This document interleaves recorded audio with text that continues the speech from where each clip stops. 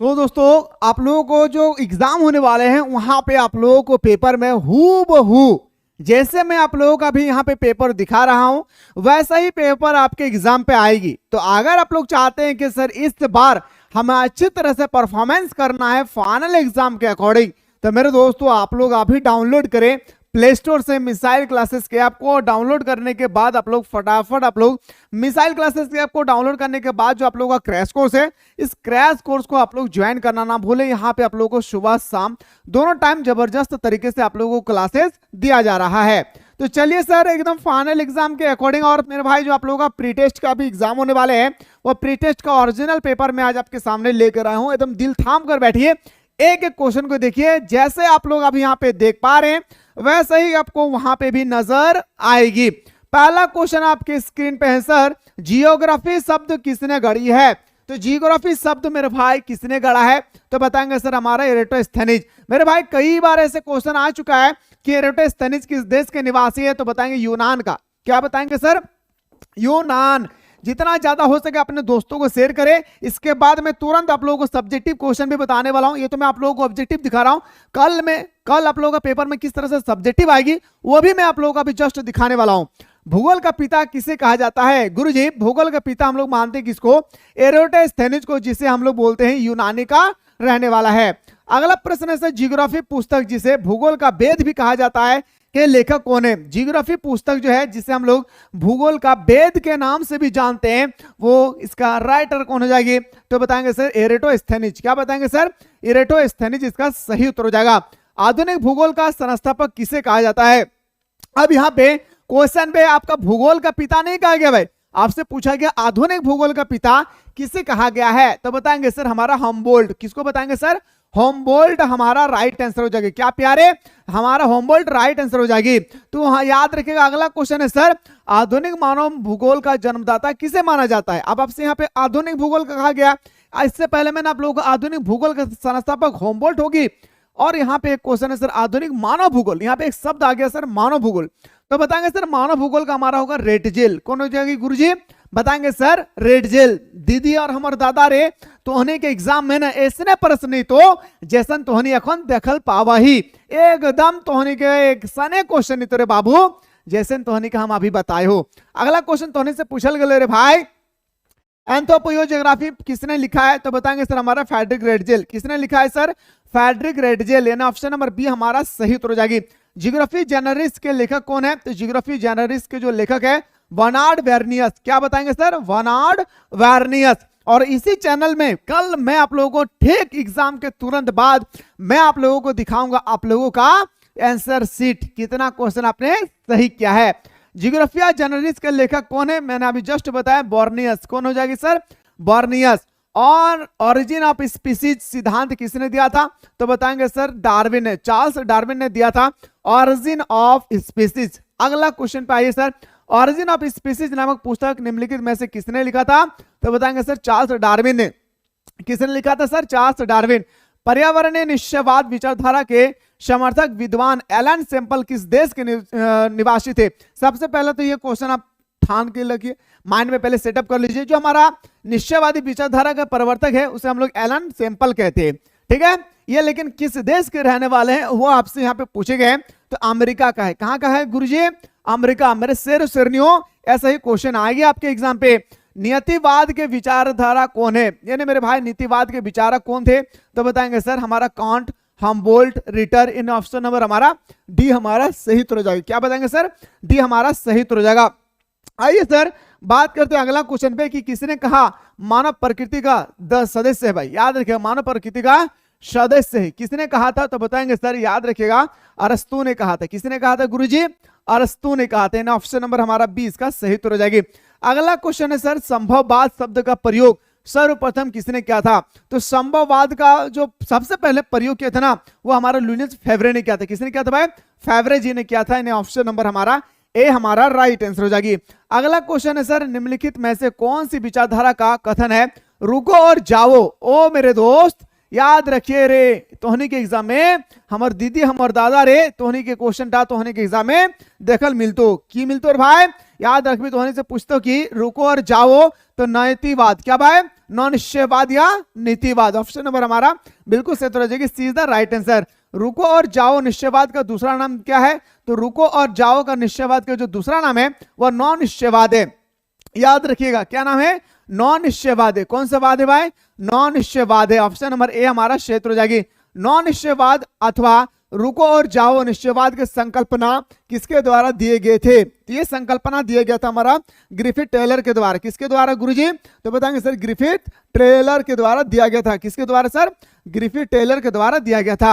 अगला क्वेश्चन पूछा गया है सर, निम्नलिखित में से कौन सा विद्वान मानव भूगोल से संबंधित नहीं है? देखिए मेरे भाई, आपसे पूछा गया ना कि कौन सा विद्वान है जो मानव भूगोल से संबंधित नहीं है, लेकिन हम लोग पढ़े हैं सर एनुअल सैंपल तो है, रेडजल भी है, हार्टिंगटन भी है, लेकिन मेरे भाई रसल नहीं है भाई। तो ऑप्शन नंबर हमारा सी हमारा राइट आंसर हो जाएगा। क्या हो जाएगा गुरुजी? सी हमारा सही उत्तर हो जाएगा।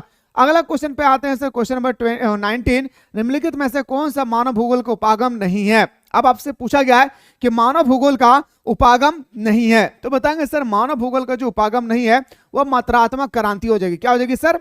मात्रात्मक क्रांति। मैं बोल सकता हूं सर ऑप्शन नंबर हमारा बी हमारा क्षेत्र हो जाएगी। क्या हो जाएगी सर? मात्रात्मक क्रांति किसे बोलते हैं सर? याद रखिएगा हमारा बोलते हैं सर मानव भूगोल का उपागम क्षेत्र नहीं है। अगला क्वेश्चन पे आइए सर, निम्नलिखित में से कौन सा सामाजिक भूगोल का उपक्षेत्र नहीं है? आपसे पूछा जा रहा है कि सामाजिक भूगोल का जो है उपक्षेत्र कौन नहीं है? तो सामाजिक भूगोल का जो उपक्षेत्र नहीं है ना वो है हमारा सैन्य भूगोल। क्या बताएंगे सर? सामाजिक भूगोल का याद रखिएगा मेरे भाई नहीं है कौन? तो सैन्य भूगोल। ऑप्शन नंबर डी हमारा राइट आंसर हो जाएगी। अगला क्वेश्चन है सर सैन्य भूगोल। याद रखिएगा मेरे भाई, सैन्य भूगोल मानव भूगोल के किस शाखा का भाग है? सैन्य भूगोल मानव भूगोल का राजनीतिक भूगोल में आते हैं। किस में आते हैं भाई? तो बताएंगे सर हमारा राजनीतिक भूगोल में आते हैं। कौन सा भूगोल में सर? राजनीतिक भूगोल में। आइए सर अगला क्वेश्चन पे आते हैं, क्वेश्चन नंबर हमारा 22, इनमें से कौन सा राजनीतिक भूगोल का उपक्षेत्र है? देखिए मेरे भाई, आपसे पूछ रहा है कि इनमें से कौन राजनीतिक भूगोल का उपक्षेत्र है, तो कूद के बताएंगे सर राजनीतिक भूगोल का जो उपक्षेत्र है उसको हम लोग बोलते हैं निर्वाचन भूगोल। क्या बताएंगे सर? हमारा निर्वाचन भूगोल इसका बिल्कुल सही उत्तर हो जाएगी। मैंने बोल सकता हूं सर ऑप्शन नंबर हमारा याद रखिएगा ए इसका राइट आंसर हो जाएगी। आइए सर अगला क्वेश्चन पे आते हैं कि विश्व की जनसंख्या 6 से 7 अरब होने में कितना वर्ष लगा था? तो 6 से 7 अरब होने में लगभग 12 वर्ष लगे थे। कितना वर्ष भाई? बताएंगे लगभग 12 साल लगे थे। 2025 तक विश्व की जनसंख्या लगभग कितनी हो जाएगी? तो 2025 तक नहीं बल्कि 2024 में ही 800 करोड़ पार हो चुकी है। 2024 में ही 800 करोड़ पार हो चुकी है, यह अनुमान लगाया गया था। तो बोल सकते हैं सर ऑप्शन नंबर हमारा सी हमारा सही उत्तर हो जाएगा। आइए अगला क्वेश्चन पे आते हैं सर, क्वेश्चन नंबर नेक्स्ट है, विश्व की 90% जनसंख्या कितने प्रतिशत स्थल भाग पर निवास करते हैं? यानी पूरे विश्व का 90% जनसंख्या जो है कितने परसेंट भाग पर स्थल पर निवास करते हैं? तो बताएंगे सर 10%। कितना भाई? याद रखिएगा 10%। किसी भी देश का वास्तविक धन क्या होता है? अच्छा, कोई भी देश का वास्तविक धन क्या होता है भाई? किसी भी देश का, जैसे हम लोग देश का प्रधान कौन होता है? राष्ट्रपति होती है। इसी तरह से किसी भी देश का जो हमारा वास्तविक धन होती है वह क्या होती है? तो देश के निवास। याद रखिए देश का निवास। ऑप्शन नंबर हमारा क्या हो जाएगा सर? ए हमारा राइट आंसर हो जाएगी। जनसंख्या वितरण को प्रभावित करने वाले कारकों में सबसे महत्वपूर्ण कारक कौन सा है?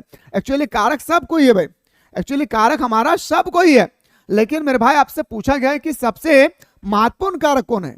याद रखिएगा सबसे महत्वपूर्ण कारक पूछा गया, तो बताएंगे सर हमारा याद रखिएगा जलवायु। क्या बताएंगे सर? जलवायु। ऑप्शन नंबर हमारा डी इसका सही उत्तर हो जाएगा।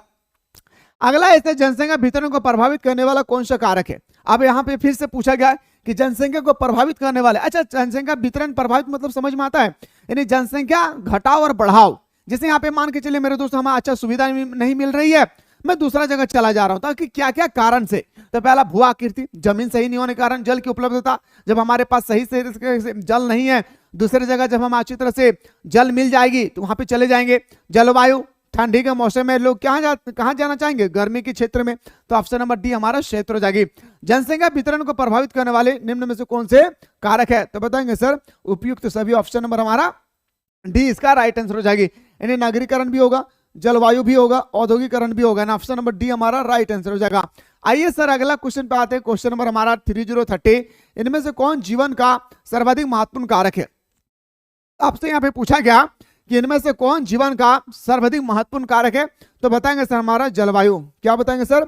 जलवायु। ऑप्शन नंबर हमारा सी इसका सही उत्तर हो जाएगी। क्या बताएंगे सर? ऑप्शन नंबर सी हमारा राइट आंसर हो जाएगा। जनसंख्या वितरण को प्रभावित करने वाले कौन सा प्रमुख कारक आर्थिक कारक है भाई। देखिए मेरे भाई क्या पूछा गया प्यारे, यहाँ पे आर्थिक कारक। आर्थिक का मतलब होता है मेरे भाई धन अर्जित करना। क्या होती है? आर्थिक का मतलब होता है धन अर्जित करना। फिर से सुनिए, आर्थिक कारक का मतलब होता है धन अर्जित करना। याद रखिएगा मेरे भाई, तो बोल सकते हैं सर हमारा खनिज। क्या हो जाएगी सर? आर्थिक कारक पूछा जाएगा तो हमारा खनिज हो जाएगी। अगला प्रश्न पे आइए सर कि विषम जलवायु के कारण निम्नलिखित में से सबसे विरल जनसंख्या वाला प्रदेश कौन सा है। देखिए जब विषम जलवायु के बारे में आपसे पूछा गया है तो बताएंगे सर विषुवतीय क्षेत्र। क्या बताएंगे सर? विषुवतीय क्षेत्र, यानी ऑप्शन नंबर हमारा डी इसका राइट आंसर हो जाएगी। आइए सर अगला क्वेश्चन में बात करते हैं। क्वेश्चन नंबर नेक्स्ट है सर हमारा, क्वेश्चन नंबर क्या है भाई? नेक्स्ट ध्यान से सुनिएगा। अगला क्वेश्चन है किस प्रकार की मिट्टी वाले प्रदेश में अधिक लोग निवास करते हैं। अगर मैं आपसे पूछूंगा कि आप कहां पे रहना पसंद करेंगे, जहां पे जमीन समतल हो, जहां पे मृदा अच्छी हो, वहीं पे रहेंगे ना भाई, तो बोल सकते हैं सर हमारा दोमट मिट्टी। नहीं भाई, याद रखिएगा दोमट मिट्टी हम लोग जड़ोर मिट्टी बोलते हैं। तो ऑप्शन नंबर हमारा क्या हो जाएगी? सी हमारा सही उत्तर हो जाएगा। आइए सर अगला क्वेश्चन पे आते हैं। क्वेश्चन नंबर हमारा नेक्स्ट पूछा गया, निम्नलिखित में से कौन सा एक सघन जनसंख्या वाला क्षेत्र है। इनमें से कौन एक सघन जनसंख्या वाला क्षेत्र है? सघन का मतलब होता है मेरे भाई जिनका डेंसिटी ज्यादा होती है, जो फैला हुआ नहीं रहता है, जो सिकड़ों कर रहता है भाई। याद रखें तो हम लोग बोलते हैं सर दक्षिणी पूर्वी एशिया। क्या बताएंगे सर? दक्षिणी पूर्वी एशिया जो हमारा सबसे सघन जनसंख्या वाला क्षेत्र है। आइए सर अगला क्वेश्चन में बात करते हैं, ये निम्नलिखित में से कौन सा एक विरल जनसंख्या वाला क्षेत्र है।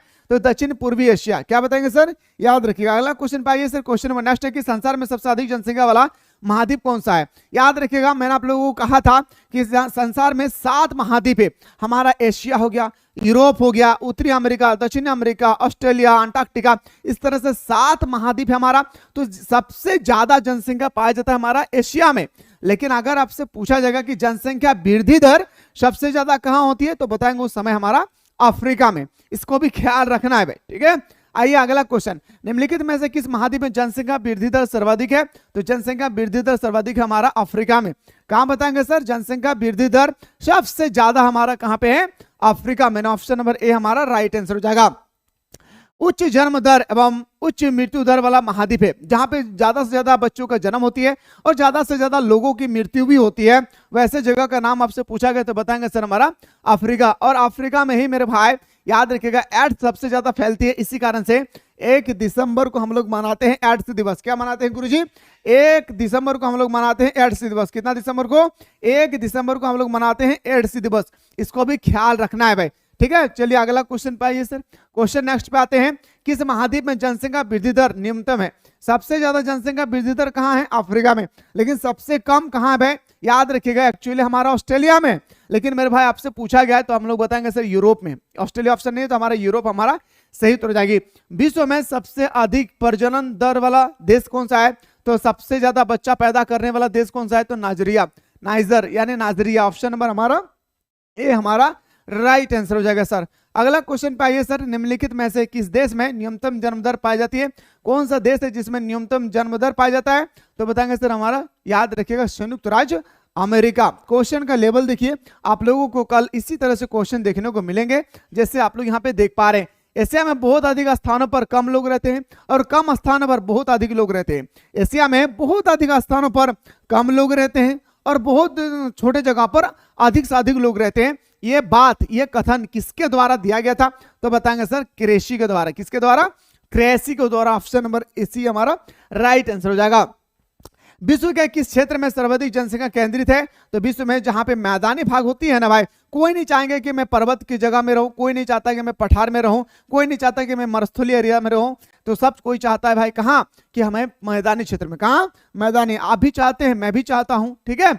निम्नलिखित में से कौन सघन जनसंख्या वाला क्षेत्र है? फिर सबसे सघन के बारे में दक्षिण पूर्वी एशिया। अगला क्वेश्चन पे आइए सर कि इनमें से विश्व का सबसे सघन बसा हुआ क्षेत्र कौन सा है? सबसे सघन बसा हुआ क्षेत्र भाई याद रखिएगा, सघन सबसे ज्यादा तो बताएंगे सर नदी घाटी क्षेत्र में। कहां पे?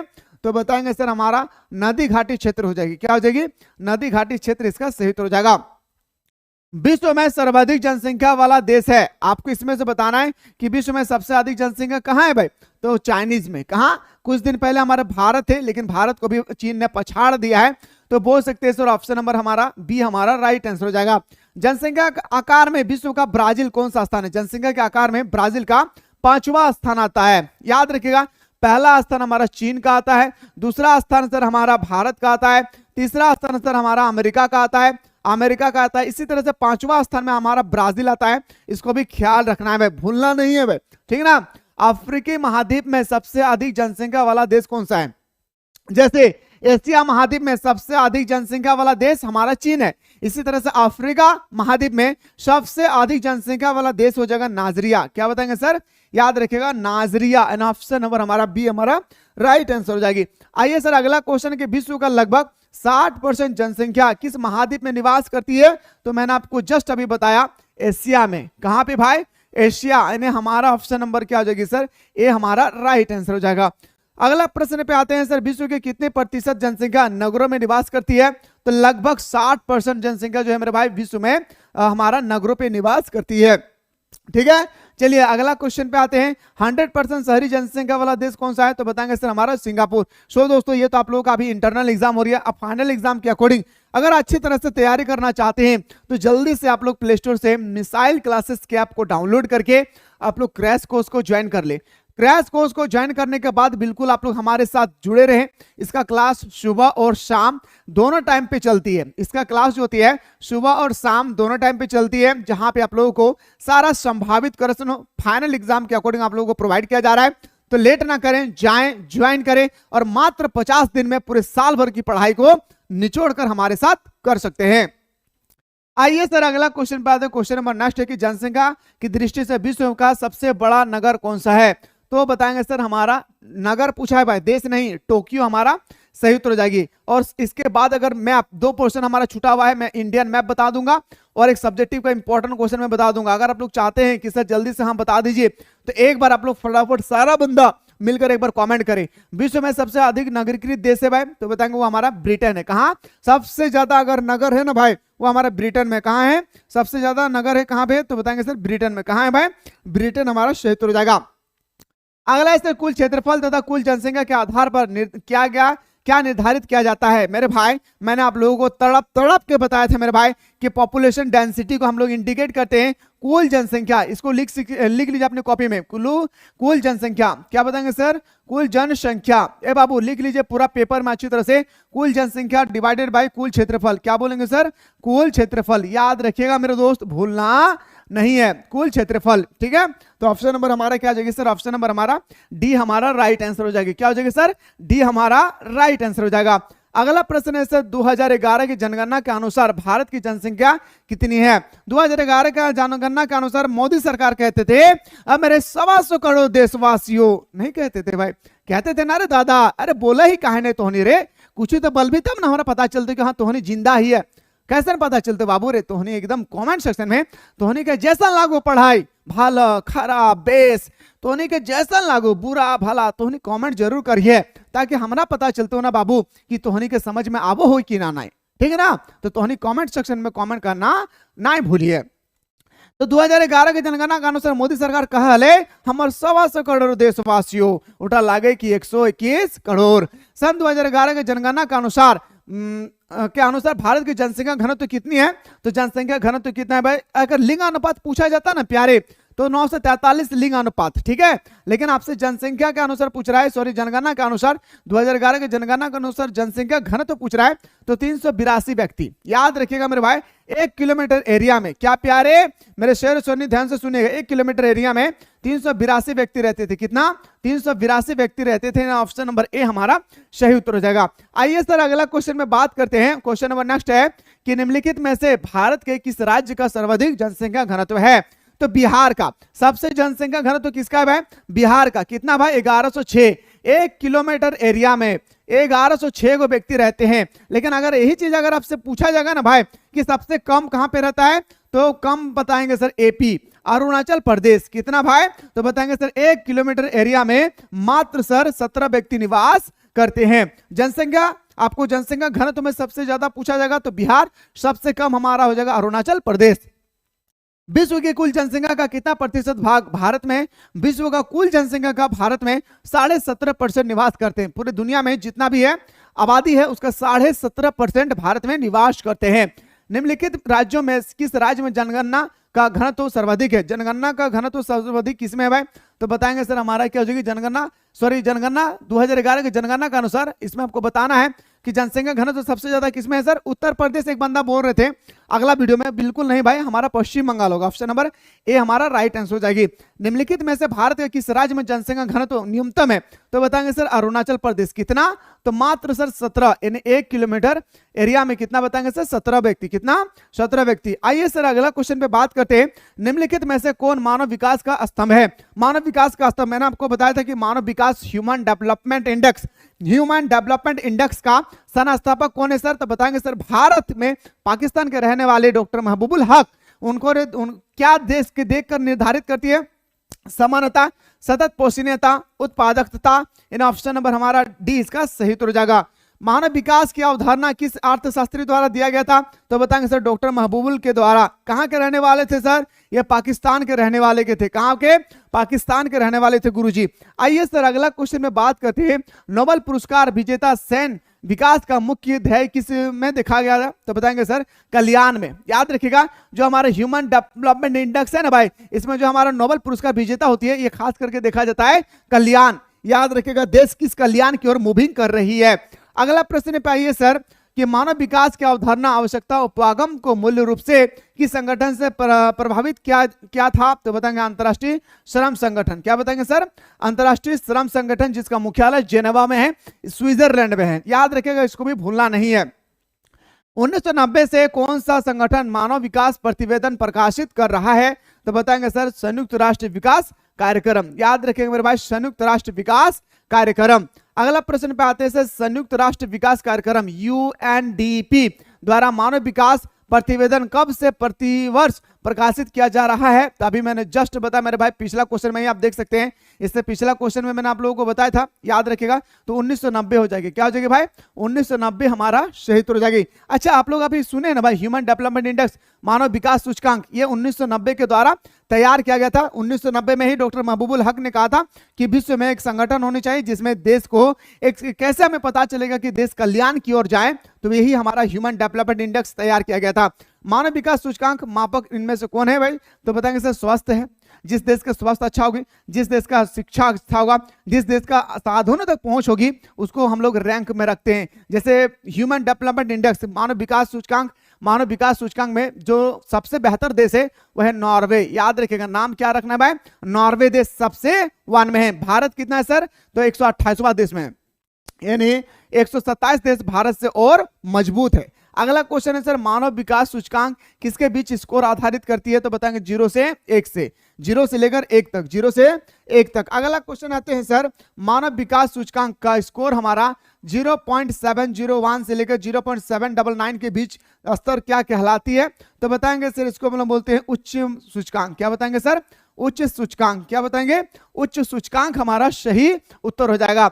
अगला प्रश्न है सर इनमें से कौन सा देश सर्वोच्च मूल्य सूचकांक वाला देश है? सर्वोच्च जो सबसे महान है भाई, याद रखिएगा शिक्षा में, स्वास्थ्य में, तकनीकी में, वो हमारा नॉर्वे हो जाएगा। भारत का स्थान कितना है? 128वां। अगला क्वेश्चन है सर मानव विकास समूह में कितने देश शामिल है?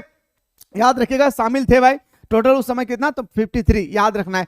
अगला क्वेश्चन है सर मानव विकास प्रतिवेदन 2020 का अनुसार भारत का स्थान कितना है? तो उस समय बताएंगे सर 131 2020 का अनुसार। लेकिन 2024 की अगर मैं बात करूं तो लगभग मेरे भाई 3 घट चुकी है, मतलब 3 गो रैंक घट चुकी है। तो मैं बोल सकता हूं सर याद रखिएगा 128। लेकिन आपको यही डाटा याद रखना है कि 2020 के अनुसार जो हमारा देश का मानव विकास सूचकांक में जो क्रमांक है वो हमारा 131 है। मानव विकास सूचकांक में भारत के किस राज्य का स्तर बेहतर है? तो बताएंगे सर हमारा केरल का। केरल इसलिए बेहतर है जहां पे पढ़ा लिखा ज्यादा होगी वह राज्य भी बेहतर होगा, इस बात को ख्याल रखिएगा। अगला प्रश्न है सर भारत में साक्षरता दर ज्ञात करने में न्यूनतम कितने आयु वर्ग के लोगों को शामिल किया जाता है? तो बताएंगे सर हमारा 7 वर्ष से अधिक। क्या बताएंगे सर? 7 वर्ष से अधिक। आइए सर बात करते हैं अगला प्रश्न का कि 2011 के जनगणना के अनुसार भारत की साक्षरता दर क्या है?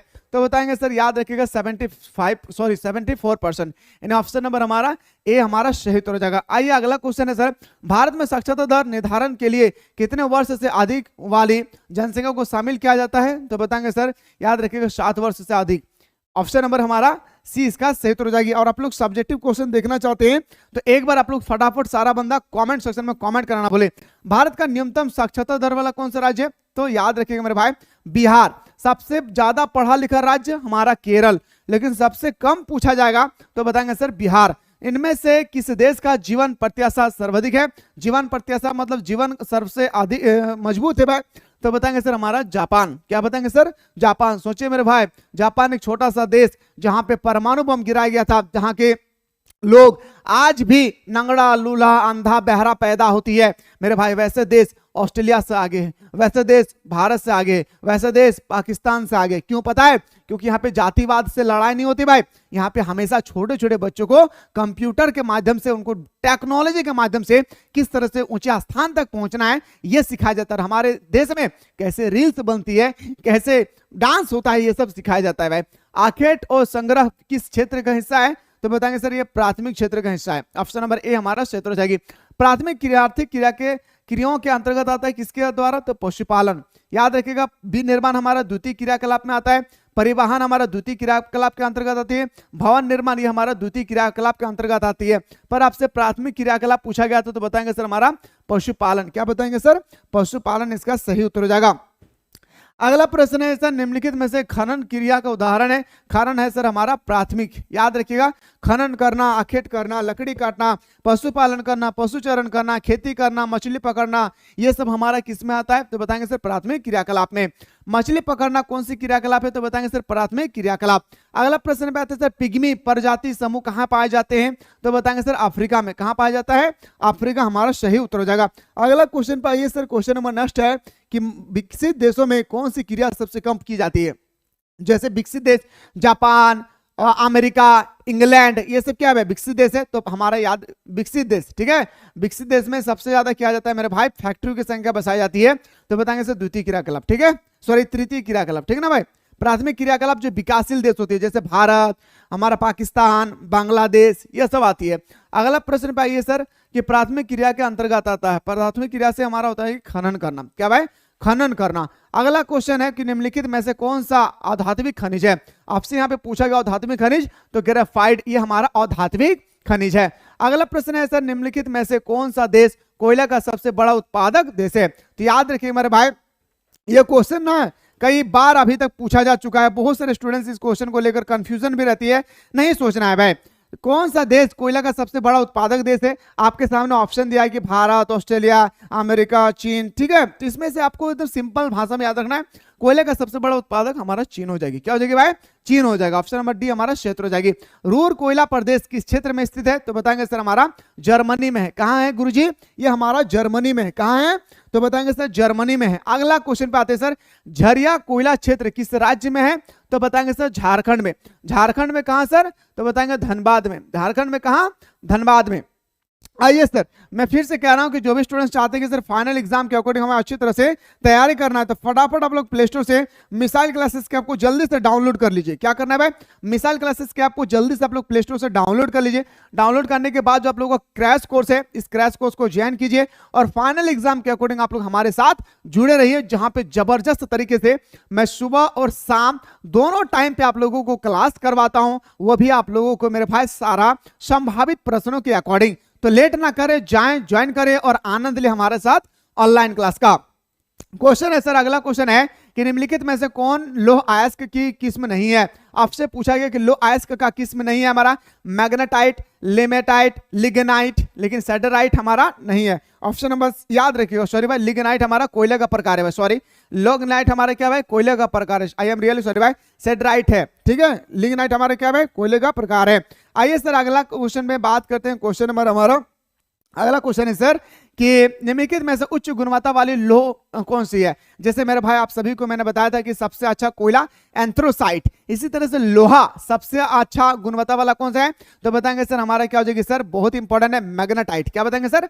मैग्नेटाइट। आइए अगला क्वेश्चन बात करते हैं, कौन सा राज्य लोहा अयस्क में सबसे धनी है?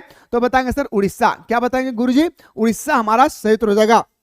एक एक क्वेश्चन को ध्यान से समझिए, सोचिए और फिर इसको आंसर करके आना है। अगला क्वेश्चन है झारखंड राज्य में सबसे कुल खनिज भंडारण का, पूरे भारत का कुल खनिज भंडारण का कितना परसेंट है? तो बताएंगे सर हमारा 30%। कितना परसेंट भाई? तो याद रखिएगा 30% हमारा राइट आंसर हो जाएगी। आइए सर अगला क्वेश्चन में बात करते हैं। क्वेश्चन नंबर नेक्स्ट है, निम्नलिखित में से जो हमारा अगला क्वेश्चन है भाई, क्वेश्चन नंबर हमारा जो 5 है, इसको सुनिएगा। निम्नलिखित में से किस खनिज के लिए कोडरमा जाना जाता है? तो कोडरमा को हम लोग अभ्रक के लिए जानते हैं। किसके लिए भाई? कोडरमा को हम लोग किसके लिए जानते हैं? अभ्रक के लिए जानते हैं। मेसाबी श्रेणी का संबंध निम्न में से किससे है? लो अयस्क से है। किससे है भाई? लो अयस्क से। किससे है? लो अयस्क से। निम्नलिखित में से कौन खनिज भूरा हीरा के नाम से जाना जाता है? कौन सा खनिज है भाई? याद रखिएगा, जिससे हम लोग भूरा हीरा के नाम से जानते हैं। ये भी क्वेश्चन है मेरे भाई, कई बार एग्जाम में पूछा जा चुका है। याद रखिएगा, हम लोग बोलते हैं सर मैग्नीज को। क्या भाई? मैग्नीज। अगला क्वेश्चन है, विश्व में तांबे का सर्वाधिक उत्पादक देश कौन सा है? अच्छा, कौन सा देश है मेरे भाई जहां पे तांबे का सबसे बड़ा उत्पादक देश है? बहुत इंपॉर्टेंट क्वेश्चन है। क्वेश्चन को एग्जाम में अभी तक कई बार पूछा जा चुका है कि विश्व में सबसे ज्यादा तांबा उत्पादक करने वाला देश कौन सा है। बहुत बार अभी तक एग्जाम में क्वेश्चन पूछा जा चुका है मेरे भाई, याद रखिएगा। विश्व में सबसे अधिक उत्पादन करने वाला देश कौन सा है तांबा? तो आपसे यहाँ पे चिली दिया है, अर्जेंटीना दिया है, ब्राजील दिया है। तो आपको याद रखिएगा मेरे भाई, आंखें बंद करना है और आप लोगों को चिली लगा के घर लौट जाना है। क्या भाई? चिली हमारा सही उत्तर हो जाएगी। निम्नलिखित में से कौन सा ऊर्जा का अनवीकरणीय स्रोत है? देखिए मेरे भाई, अनवीकरणीय स्रोत क्या है हमारा? कोयला, जल, सौर, पवन। मेरे भाई आपसे पूछा गया क्या? अनवीकरणीय संसाधन। क्या पूछा गया भाई? याद रखिएगा, अनवीकरणीय संसाधन। अब यहाँ पे एक क्वेश्चन बहुत बड़ा तैयार होती है हमारे साथ। जो अनवीकरणीय संसाधन होती है ना भाई, उसे हम कहते हैं जो समाप्त हो जाती है, उसका हम लोग अनवीकरणीय संसाधन कहते हैं। जैसे कोयला हो गया, पेट्रोल हो गया, डीजल हो गया, केरोसिन हो गया, ये सब समाप्त होने वाली है भाई, उसको हम लोग अनवीकरणीय संसाधन कहते हैं। लेकिन जल कभी समाप्त होगी, सौर ऊर्जा कभी समाप्त होगी, पवन ऊर्जा कभी समाप्त होगी नहीं। तो ये सब हमारा नवीकरणीय संसाधन हो गया है। आइए सर अगला क्वेश्चन पे बात करते हैं। सर्वोत्तम किस्म का कोयला क्या है? एंथ्रोसाइट। मैंने आपको बताया कोयला 4 टाइप का होता है, एंथ्रोसाइट, बिटुमिनस, लिग्नाइट, पीट। लेकिन सबसे अच्छा कोयला एंथ्रोसाइट। ठीक है, अगला प्रश्न पे आते हैं सर। बिटुमिनस किस खनिज का प्रकार है भाई? अभी मैंने जस्ट बताया, जो हमारा क्वेश्चन नंबर 11 भाई, कितना इंपॉर्टेंट क्वेश्चन दिया। बिटुमिनस कौन से खनिज का प्रकार है? तो बताएंगे सर कोयला का। क्या बताएंगे सर? कोयला हमारा सही उत्तर हो जाएगी। डिगबोय तेल क्षेत्र किस राज्य में स्थित है? तो बताएंगे असम में। डिगबोय भारत का पहला, याद रखिएगा, पेट्रोलियम निकाले जाने वाला जगह है जो हमारा असम राज्य में स्थित है। किस खनिज को तेल का सोना भी कहा जाता है? तेल का सोना भी कहा जाता है। तो बताएंगे सर हमारा पेट्रोलियम को। क्या भाई? याद रखिएगा, पेट्रोलियम को। तरल सोना, आई एम रियली सॉरी भाई, तरल सोना। ठीक है, तरल सोना कहा जाता है। तो बताएंगे सर पेट्रोलियम को। क्या बताएंगे सर? ऑप्शन नंबर हमारा 20 का सही उत्तर हो जाएगा। मानव की कौन सी आर्थिक क्रिया प्राचीनतम है? अगर मैं आपको यह क्वेश्चन पूछूंगा कि मानव की सबसे प्राचीनतम क्रिया कौन सी है, तो मेरे भाई याद रखिएगा, भोजन संग्रह एवं आखेट करना। आखेट का मतलब पता है मेरे भाई? आखेट का मतलब शिकार करना। क्या? आखेट का मतलब शिकार करना। जब मनुष्य खेती वगैरह नहीं करते थे तो अपने जीवन यापन को कैसे गुजारते थे? बताएंगे सर खेती करके। अरे दादा बुझे पा रहे कि ना बुझे पा रहे रे बतवा। तो से अगला प्रश्न पूछल गया रे भाई कि निम्नलिखित कृषि के प्रकार में कौन सा प्रकार कर्तन एवं दहन कृषि का प्रकार है? कर्तन और दहन कृषि किसे कहते हैं भाई? याद रखिएगा, कर्तन और दहन कृषि हम लोग किसको बोलते हैं? आदिकालीन निर्वाह कृषि। क्या बताएंगे सर? आदिकालीन निर्वाह कृषि। अगला प्रश्न पे आइए सर, बात करते हैं भारत में हस्तांतरण या कर्तन दहन कृषि को के नाम से जाना जाता है। अच्छा, हस्तांतरण या कर्तन दहन कृषि को किस नाम से जाने जाते हैं? तो झूम कृषि। क्या बताएंगे गुरुजी? झूम कृषि। याद रखिएगा भाई, माँ तेरे पसीने की हर एक बूंद को मैं मोती सा चमकाऊंगा, तू सपने बड़े देखना, मैं तेरा लाडला, मैं तेरा लाडली, मैं पूरा करके दिखलाऊंगा। इन ऑप्शन नंबर हमारा ए इसका सही उत्तर हो जाएगी। निम्न में से किस प्रकार की कृषि में खट्टे रसदार फसल की जाती है? याद रखिएगा मेरे भाई, भूमध्य सागर। क्या बताएंगे सर? भूमध्य सागर।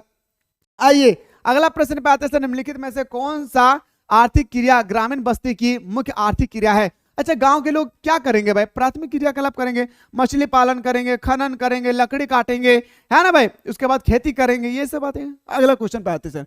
किस कृषि प्रणाली में स्तरीय तकनीकी ज्ञान की आवश्यकता होती है? तो किसमें आवश्यकता होती है? तो बताएंगे सर, याद रखिएगा, हमारा आदिकालीन निर्वाह कृषि में। किसमें?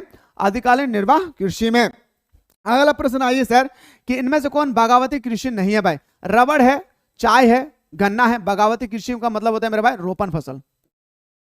रोपण फसल याद रखिएगा, रोपण फसल। लेकिन हमारा मक्का खाद्य फसल है।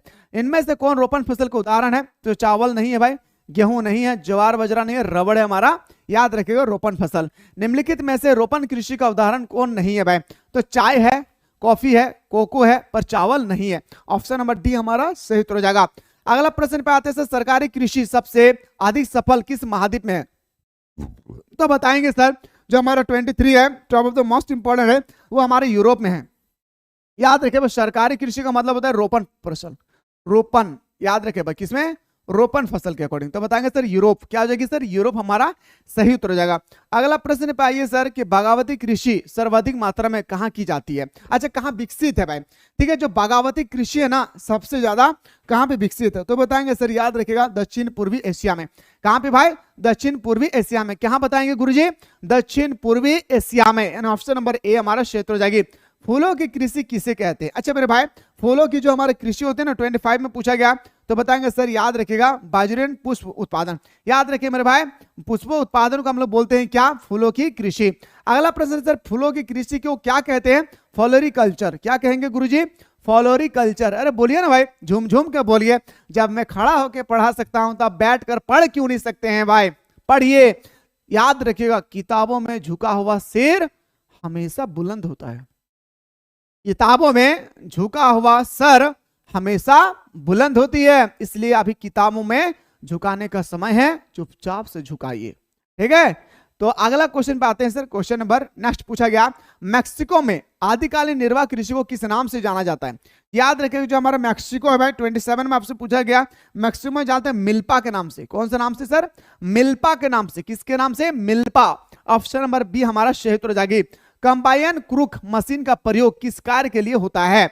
जो हमारा कंबाइन क्रूक मशीन है ना भाई, इसका प्रयोग जो है किया जाता है, याद रखिएगा, कृषि के लिए। किसके लिए भाई? कृषि के लिए किया जाती है। कहां के लिए? कृषि के लिए किए जाते हैं। अगला प्रश्न है सर, उत्तर भारतीय में विस्तृत वाणिज्य अनाज कृषि क्षेत्र को किस नाम से जाना जाता है? तो बताएंगे सर, याद रखिएगा, हमारा पेरियरी। और घास का मैदान से बाबू क्वेश्चन आएगी, मैं ट्रिक बताऊंगा अगला वीडियो में घास का मैदान के बारे में। निम्नलिखित किस प्रदेश में विस्तृत वाणिज्य अनाज कृषि नहीं की जाती है? तो ब्राजील के अमेजन बेसिन में। कहां पे भाई? याद रखिएगा, ब्राजील के अमेजन बेसिन में। सो दोस्तों, हमारी क्लास जो है जबरदस्त तरीके से आप लोगों ने देख लिए। अगर आप लोग चाहते हैं कि सर जल्दी से हम लोगों को सब्जेक्टिव क्वेश्चन भी प्रोवाइड कीजिए, और मैप का पोर्शन जो बचा हुआ है हमारा इंडियन मैप, वो भी बताइए, तो जल्दी से आप लोग फटाफट एक बार कमेंट करना भूले। वीडियो कैसा लगा? अगर अच्छा लगा मेरे भाई, तो कमेंट सेक्शन में जरूर अपना राय बताएं। मिलते इसी तरह से नेक्स्ट वीडियो।